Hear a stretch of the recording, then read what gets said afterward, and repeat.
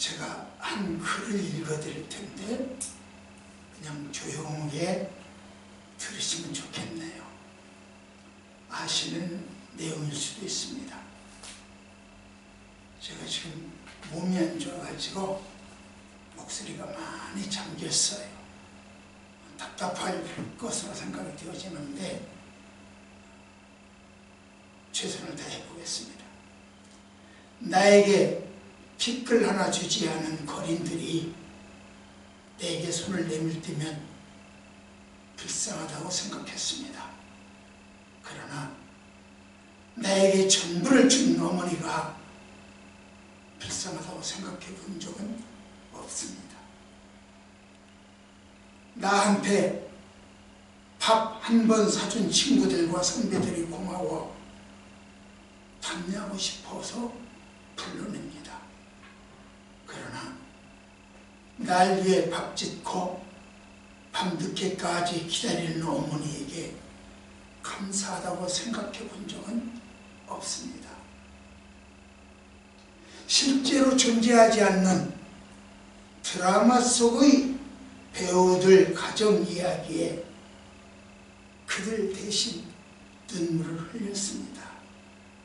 그러나 일상에 지치고 힘든 어머니를 위해서 진심으로 눈물을 흘려본 적이 없습니다.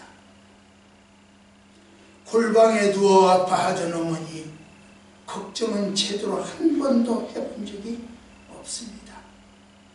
친구와 애인에게 사소한 잘못 하나에도 미안하다고 사과하고 용서를 구했습니다. 그러나 어머니에게는 잘못은 수도 없이 많아도 용서를 구하지 않았습니다. 죄송합니다. 죄송합니다. 세상의 어머니는 위대하게 어머니를 생각하며 이 글을 올립니다.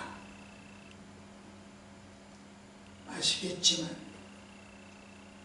이것은 이미 잘 알려진 서울여자대학교 사랑의 엽서 공모전에서 대상으로 뽑힌 글입니다. 이런 효심을 가진 사람들에게 효도를 제시하자니 고민스럽습니다. 우리 권사님 기도하시기를 5월은 가정의 달이고 어린이주를 지켰고 오늘은 어버이주를 지킨다고 하는데 제가 이런 효심을 가진 분들에게 무슨 효를 이야기할 수 있으리요? 그러나 성령의 인도를 받아서 오늘 본문이 말하는 효를 말씀드리려고 합니다.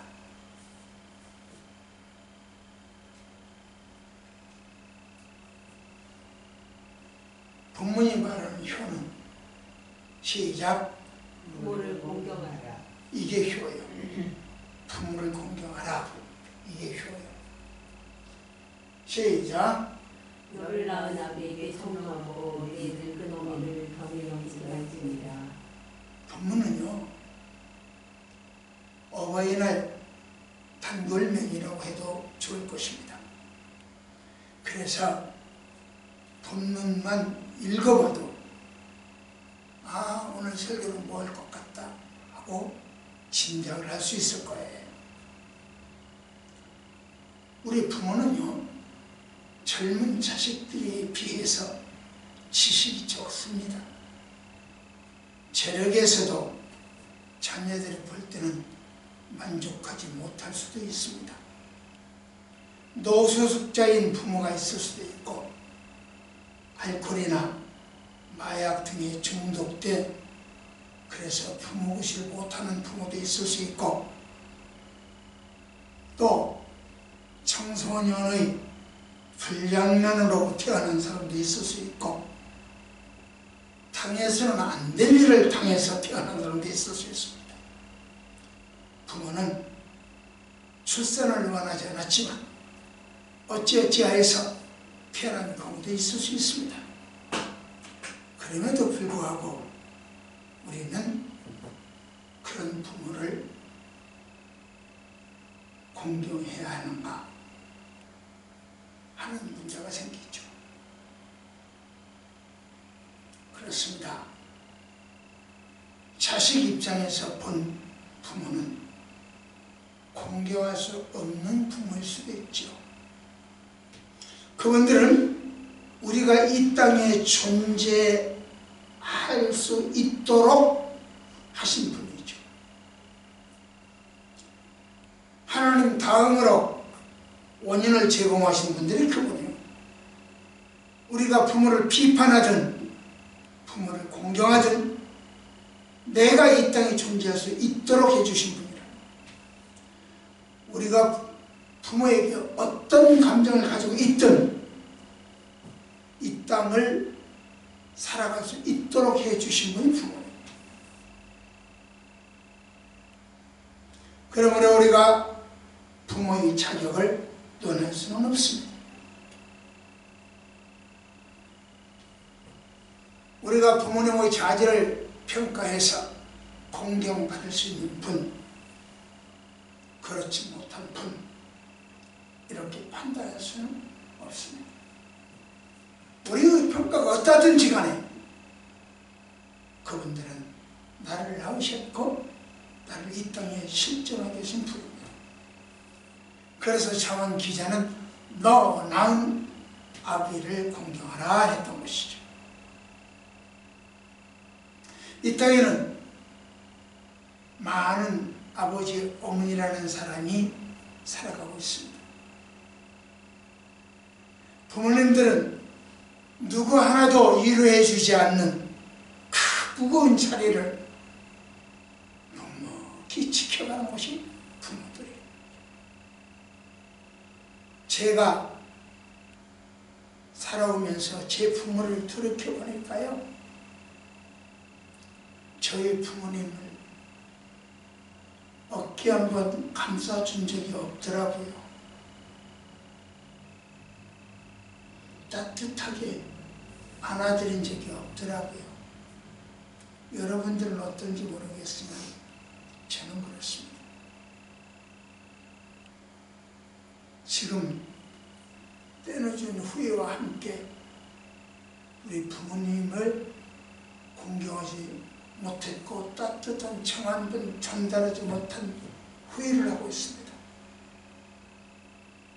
그랬을까요? 저는 제 아들, 딸들에게 효도받을 자격이 없다고 생각합니다. 그래서 우리 아들, 딸들에게 이렇게 말하고 싶어요. 만일 내가 암이나 치매 등등으로 정신을 잃거나 중병으로 헐떡일 때 수술하겠다, 치료하겠다, 이렇게 어려운 일을 겪지 말고 조용히 하느님 품으로 갈 수 있도록 도와달라.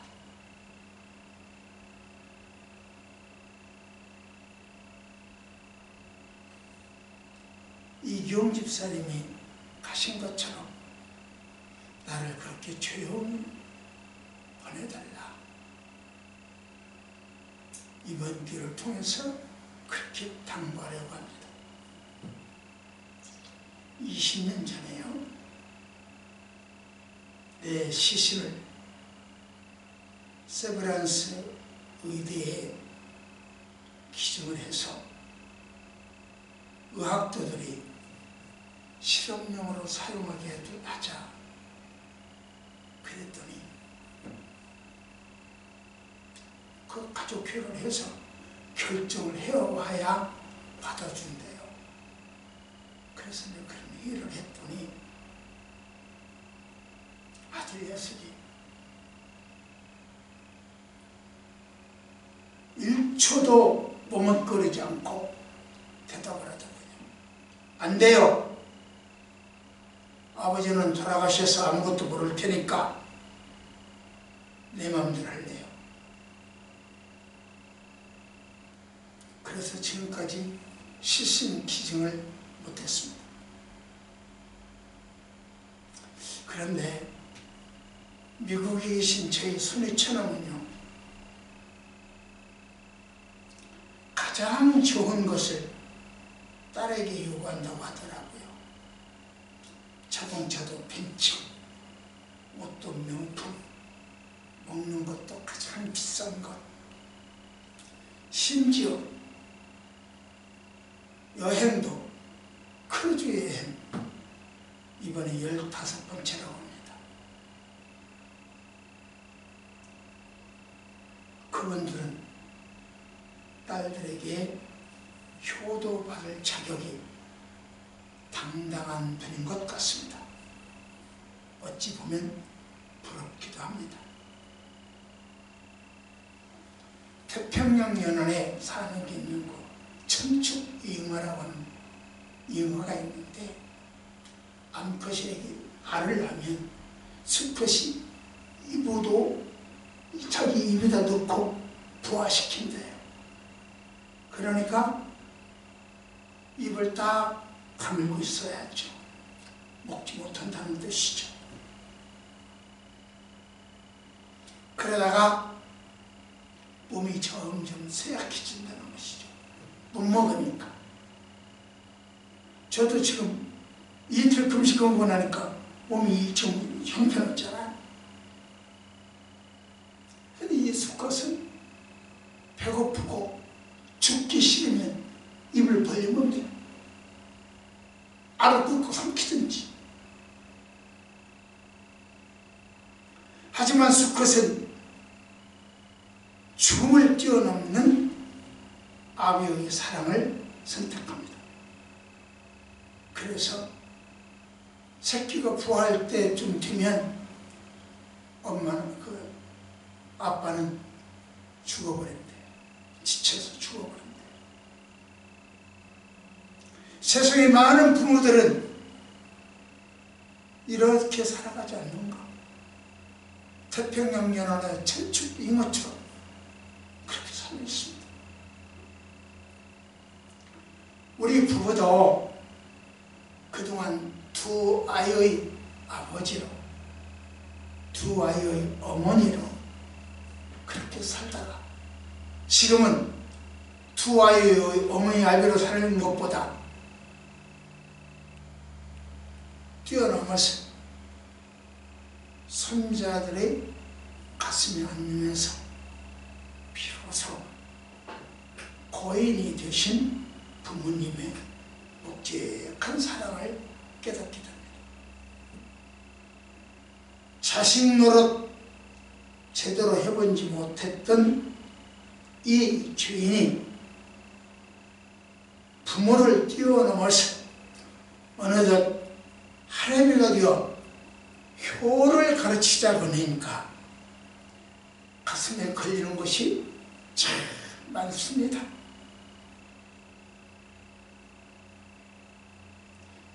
더욱이 나 자신이 못다한 해보지 못한 효를 내 자식들에게 요구하는 꼴이 되어서 설교하기 참 힘들고 어렵습니다.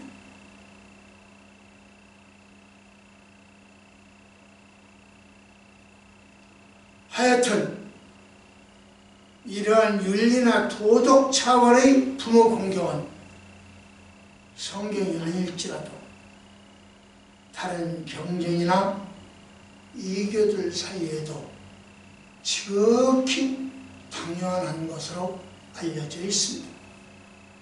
그러나 선인의 삶의 기준이 되는 10계명 중에서 제5계명이나 바울의 가르침을 볼 때 하나님께서 말씀하시는 부모 공경은 단순히 윤리나 도덕적으로 하는 것이 아닙니다. 쉽게 표현하면 윤리나 도덕은 다른 이교도나 다른 사람들도 넌 크리스찬들도 얼마든지 말할 수 있습니다. 그러나 성경이 말하는 부모 공경은 공통체의 기저입니다. 하나님께서는 부모 공경을 예로 고뇌의 원인자 되시는 하나님을 공경하라 하고 훈련하시는 거예요. 눈에 보이는 부모 공경은 눈에 보이지 않는 하나님 공경으로 연결된다, 그런 뜻입니다.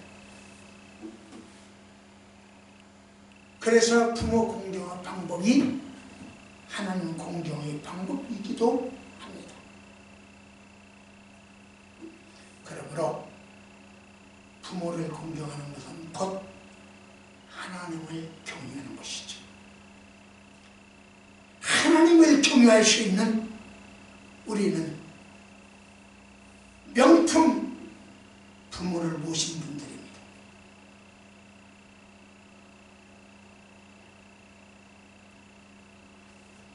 속으로 따라서 하십시오. 나는 명품 부모를 모셨다.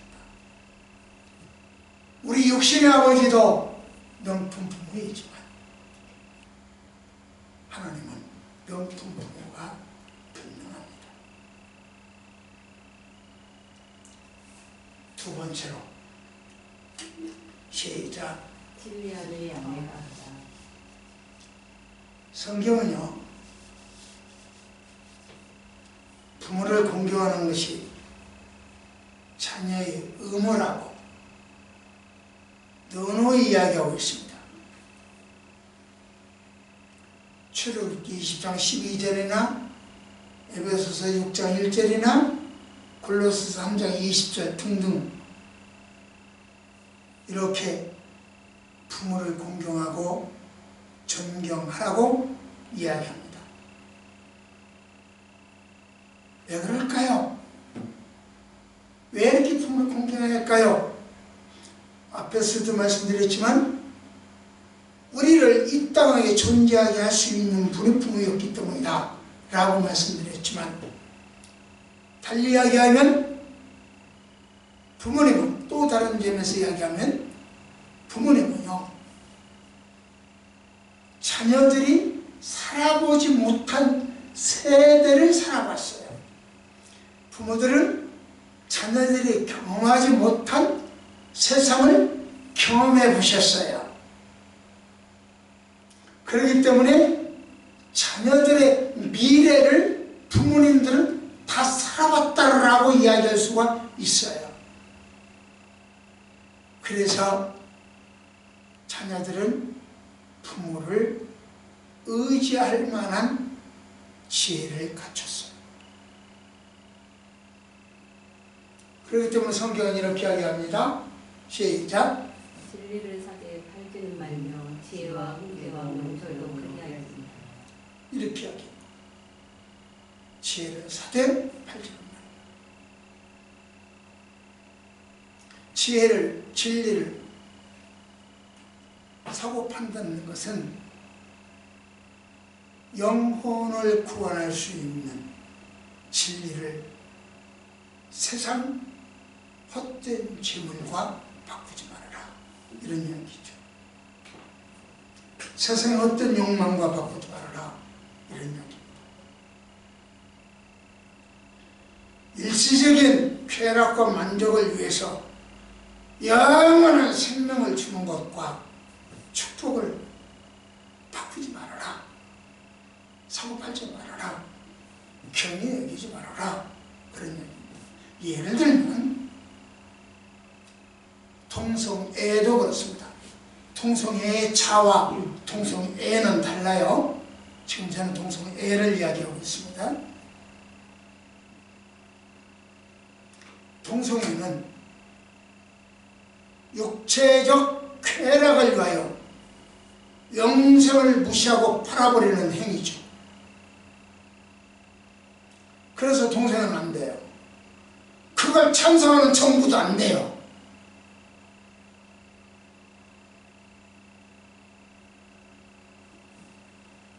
그래서 성경은 이렇게 이야기합니다. 시작.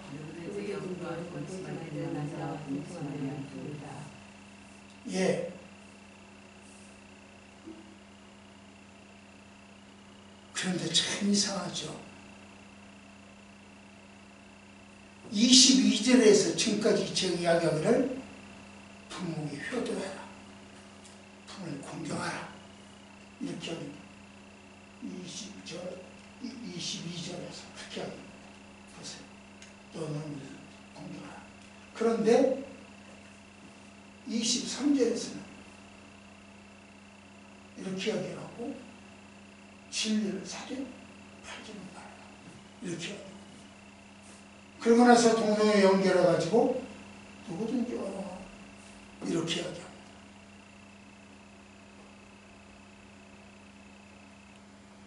왜 이렇게 효를 이야기하다가 갑자기 동성애 쪽으로 비진리 쪽으로 이야기를 할까요? 왜 이렇게 돌변했을까요? 잘은 모르지만 성경이 없으니까 잘은 모르지만 아마도 부모에게 효도하는 것과 하나님을 섬기고 공경하는 것은 동급이잖아요. 같은 이치잖아요. 이런 것을 볼 때 진리는 곧 효도다 이렇게 이야기할 수 있기 때문입니다. 효도가 진리라는 거죠. 효도는 불편하고 힘들어도 세상 그 어떤 것도 바꿀 수 없는 진리입니다. 그러므로 일시적인 쾌락과 만족을 위해 효도를 포기하지 말라는 거죠. 하나님 섬기는 것을 포기하지 말라는 얘기입니다. 그래서 이렇게 이야기합니다. 시작. 의인의 여기는 크게 즐거워할 것이요 지혜로운 자식이라 내가 만나와 즐거울 것입니다. 그렇습니다. 여기서 말하는 의인, 누구를 의인은? 의인은 없느냐? 하나도 없다. 그런데 이거 와서 갑자기 의인 뭐냐?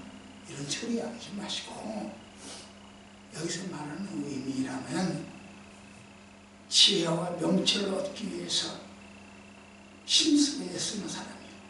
그걸 의인이라고 해요. 또 지혜와 명철을 얻었으면 그것을 통해서 삶의 교훈을 삶의 현장에 나타나는 사람을 반영하는 사람을 의인이다 이렇게 하죠. 오늘 배운 것 삶의 현장에 나타나는 것 이걸 의인이다 이렇게 하죠.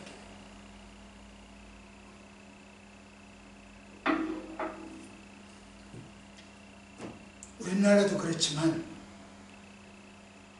이스라엘 사회에서는 후손이 많은 것은 대단한 축복입니다. 후손이 잘 되는 것은 하나님 축복이었습니다. 자녀가 잘 되는 것은 굉장히 큰 영광이죠. 아, 우리는 하나님의 축복을 받고 있는 가정이다. 자랑스럽죠. 본문은 부모님은 자녀를 훈계하고 자녀는 부모님 말씀을 순종하고 그런 가정이 참된 가정과 축복과 행복이라는 거죠.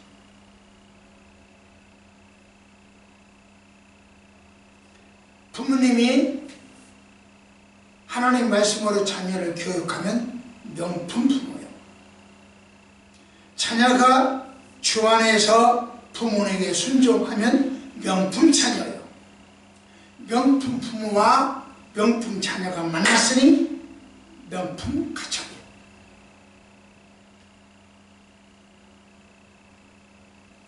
이런 이야기가 있어요.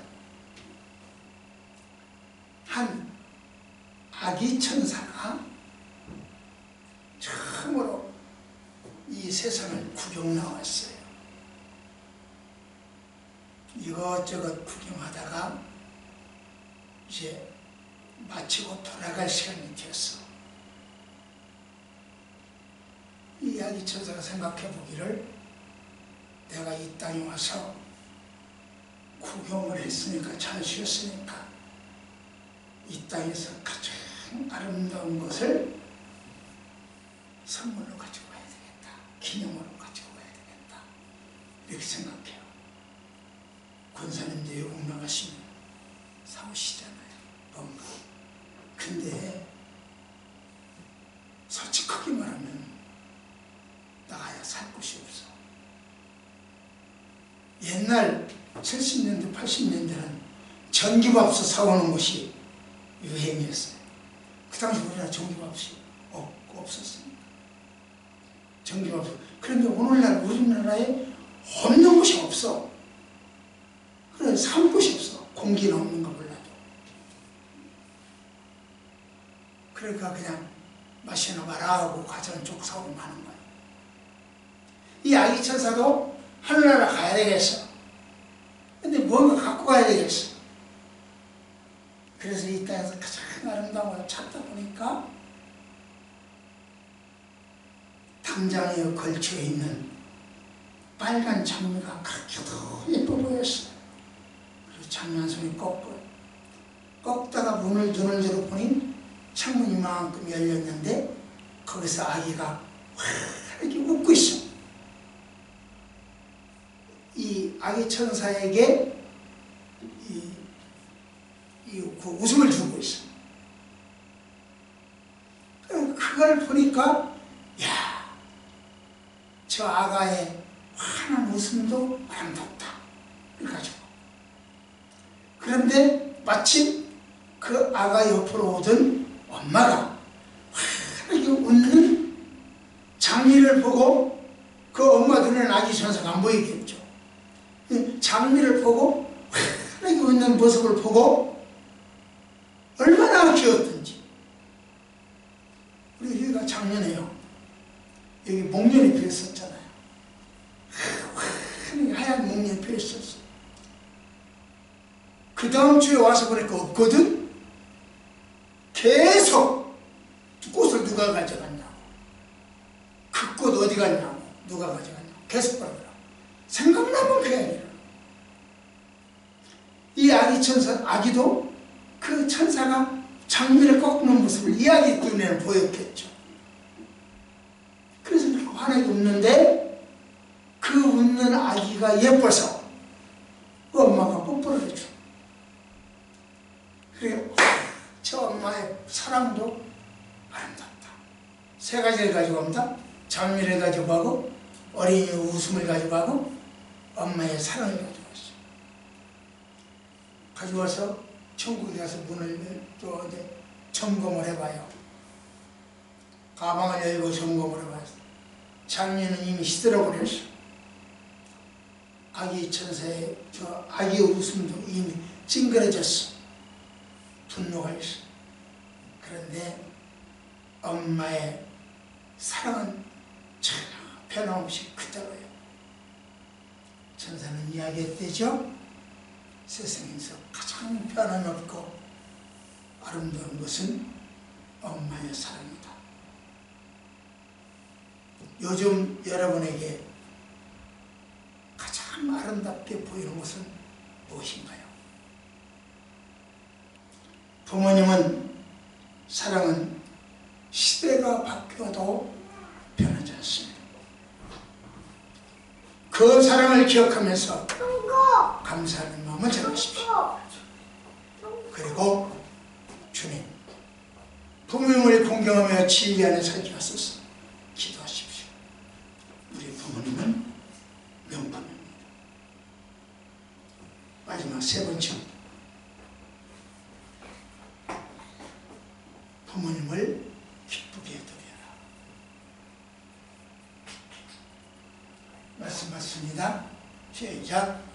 네 부모를 즐겁게 하며 너를 낳은 어머니를 기쁘게 하라. 예.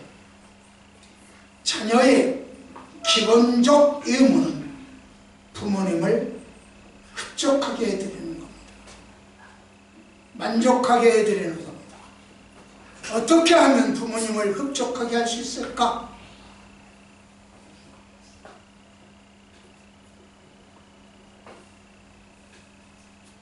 어떻게 하면 부모님을 만족하게 해드리고 기쁘게 해드릴 수 있을까? 글쎄요.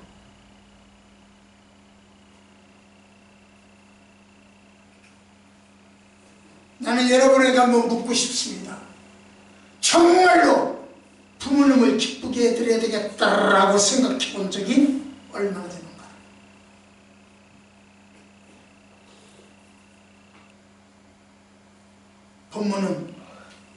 부모님 기쁘게 해드리는 요구에 충실하면 의인이 되고 지혜로운 자가 되어라, 그런 이야기. 말씀을 순종하면 부모님을 흡족하게 해드릴 수 있다, 그런 뜻입니다. 이러보건대 부모가 자녀에게 기대하는 것은 큰 권세를 갖는 것보다, 돈 많은 거부가 되는 것보다 지혜롭고 의로운 사람이 되라는 거죠.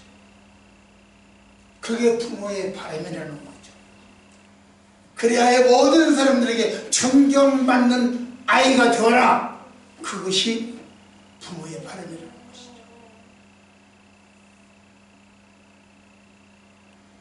이러한 바람은 이 땅에 계시는 육신은 부모만의 소망은 아니에요. 하늘에 계신 영적 아버지 하나님의 소망이기도 합니다. 그래서 우리 하나님 우리에게 이렇게 요구하셨어요. 시작. 내 아들아, 내 마음을 내게 주며 내 눈으로 내 길을 즐거워하게. 내 아들아, 내 아들 명부가 네 마음을 나에게 좀 줘. 네 눈길 좀 나에게 다오. 그리고 내가 너에게 제시하는 것들을 좀 즐거워하라.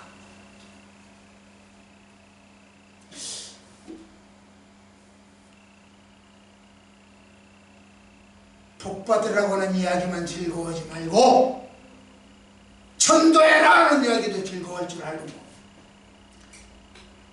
헌금해라 하는 것도 즐거워할 줄 알고. 우리 성도들은 다 100% 11조합니다. 100% 선교합니다. 100% 헌신하는 분들입니다.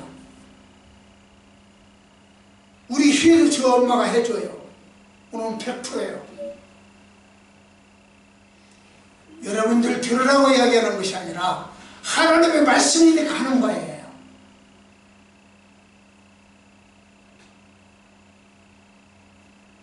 내 길이란 하나님 앞에서 순종하며 사는 부모의 의로운 생활,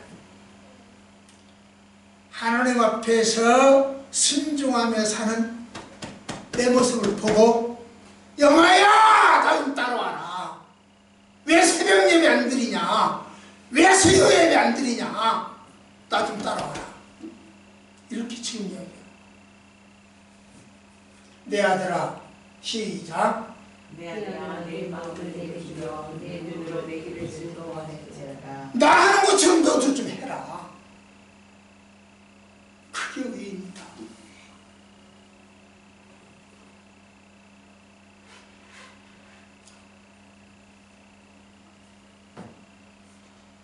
우리 세우가 여기서 살 때는 새벽 예배 안 나오더니 싱가포르에 살는 건 새벽 예배 나간다. 여기 살 때는 어떤 구역도 참석을, 어떤 모임도 참석을 안 했죠. 거기서는 반드시 참석을 합니다. 얼마나 기뻐하고 좋아하는지 몰라요.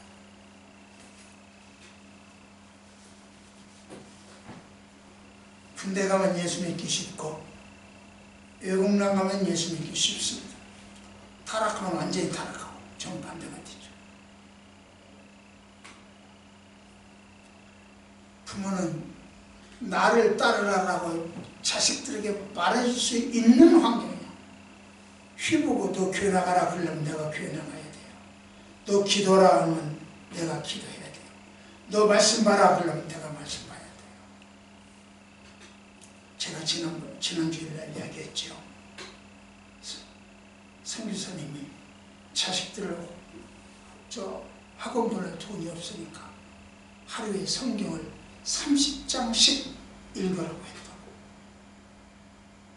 그래서 지금은 하버드 대학에서 박사 코스, 석사 코스를 모셔갔다고 8년 장학금을 주고 기숙사를 제공해 주면서 교수로 요원으로 학생들을 가르쳐달라고 하면서 모셔갔다고. 믿어보세요. 한번 믿어보세요. 내가 알고 있는 지식이 다가 아니에요. 내가 알고 있는 환경이 다가 아니에요.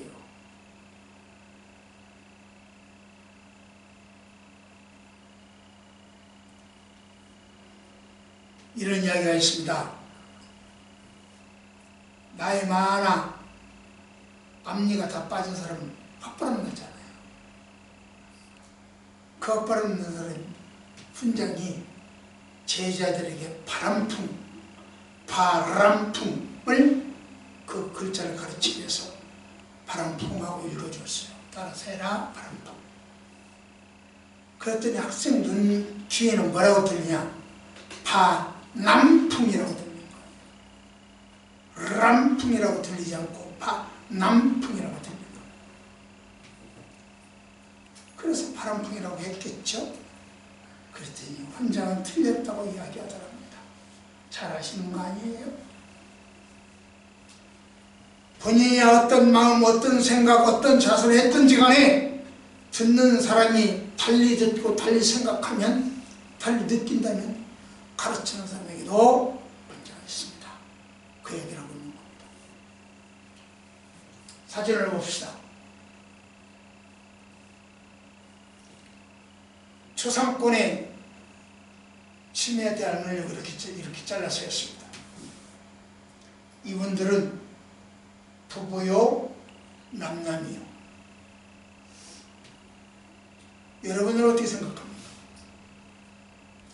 부부라고 생각하시는 분도 계실 거고 남남이라고 생각하는 분도 계실 겁니다.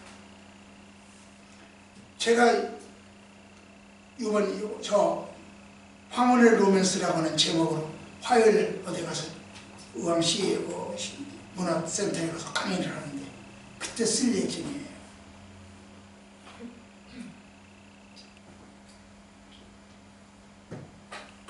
그래도 시간이 많으면 내가 물어볼 거예요. 일일이. 부부라고 생각하냐? 남남이라고 생각하냐? 이 그림을 봅시다. 이 사진을 자세히 보면 방석이 있죠. 글쎄요, 부부가 등산하면서 방석을 가지고 와서 사모님 앉으세요 하고 깔아주는 남편이 몇 살이나 들는지 모르겠네요. 어떻게 박문호 씨가 그렇게 하던가요? 그러면 방석을 안 갖고 다니는. 그럼 여기는 그렇게 했어요. 또 볼까요? 여기 이 찬압을 보세요. 사람은 여기서는 잘 안 보이지만 고급 찬압이에요. 글쎄요, 점심 도시락 가지고 가면서 이렇게 고급 찬압에다가 부인이 밥 사가지고 오는지 모르겠는데 우리 사모는 한 번도 결코 그런 적이 없어. 그러니 어쩌면 이 부부는 부부가 아닐 수도 있다. 이 그림을 보세요. 남편은 커피를 타고 있습니다. 부인은 그 시간에 책을 읽고 있어요. 우아하죠? 글쎄요, 남편이 커피 타는 동안에 부인은 산에 가서 우아하게 책을 보고 계실지 모르겠네요. 그럴 수도 있겠죠. 탈스는요, 부모를 본 자식에게서 나올 수 있어요. 탈선은요, 젊은 자식들만 탈선하는 게 아니에요.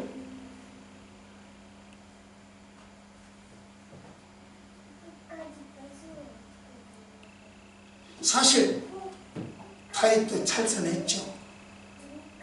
그러나 그 가정이 어떻게 됐는지는 지난주 말씀드렸죠.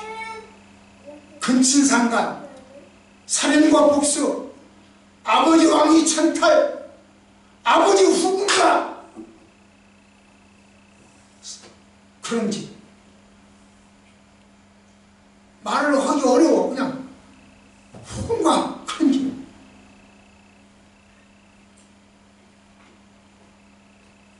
여러분은 자녀들에게 내 아들아, 나를 본받아서 너의 마음을 나에게 타오. 내가 가는 길을 너도 좀 알아. 내가 가는 길 즐거워하라. 말할 수 있겠습니까? 여러분은 모범된 길을 제시하면서 나를 따르라 말할 수 있겠습니까? 말씀을 맺겠습니다.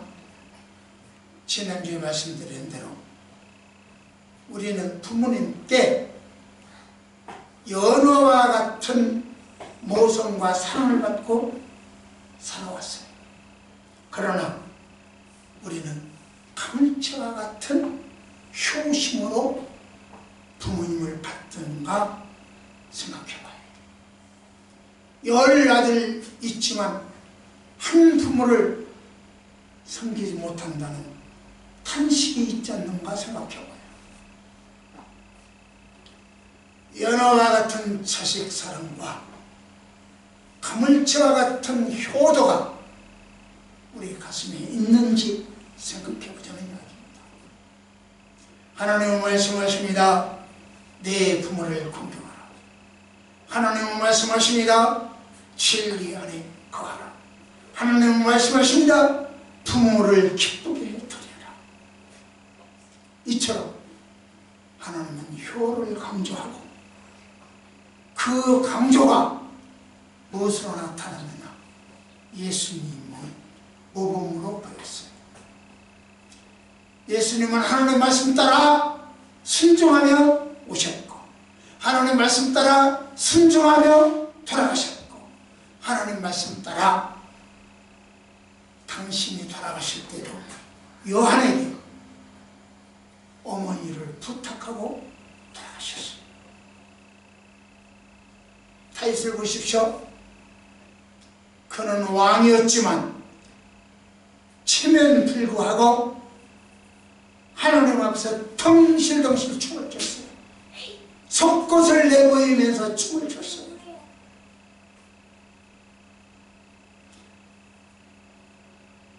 엄마 앞에서 짝짝꿍하는 아이처럼 다윗은 하나님 앞에서 짝짝꿍하고 춤을 췄어요. 이것이 자녀된 도리요, 이것이 효요, 이것이 감사예요. 자녀는 부모에게 감사해야 합니다. 예언을 하고 마치려고 하려고요. 김포에 공항제일교회가 있어요. 이 양반 목사님은 장모도 모시고 자기 친어머니도 모셨어요. 한 집에 2분이 계시고.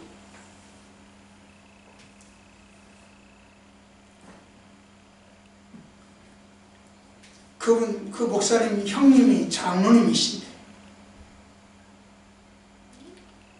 장로님이 큰아들이고 이 목사님은 둘째인데, 이 어머님이 큰아들 집에 절대로 안 가려고 그래. 그리고 둘째 목사인 둘째 아들에게 왔어요. 안 싸더니 있는데도 같이 가서 사는 거야. 두 그래 장모님도 같이 사는 거야. 돌아가실 무렵이 되어졌을 때, 그러니까 오래오래 보셨어요. 오래오래 보시면 돌아가실지 안 가실지 그건 모르죠. 근데 어느 날 이 목사님이 엄마한테 그랬대요. 나는 어머님을 모시기가 싫어서가 아니고 어머니 형님이 장남이고 형님이 참는데 그 교회에서 같이 안 사니까 그 교회에서 어떻게 생각하겠습니까? 형님 체면도 조금 생각해 주시죠. 그래서 왔다 갔다 하시면 거기 가셔서 한 몇 개월만이라도 계시다가 오십시오. 그 말을 듣고 이 엄마가 형님 큰아들 집으로 갈 생각을 하시더래요. 형님 체면 좀 살려주세요. 그 말 한마디. 어머니는 돌아가시면서도 자식 체면 생겨줘요. 돌아가신 거기 가서 한 달 만에 돌아가셨어요. 어떤 환경이나 어떤 고통이나 어떤 어려움이 있더라도 자식 위해서는 감수하는 게 부부예요.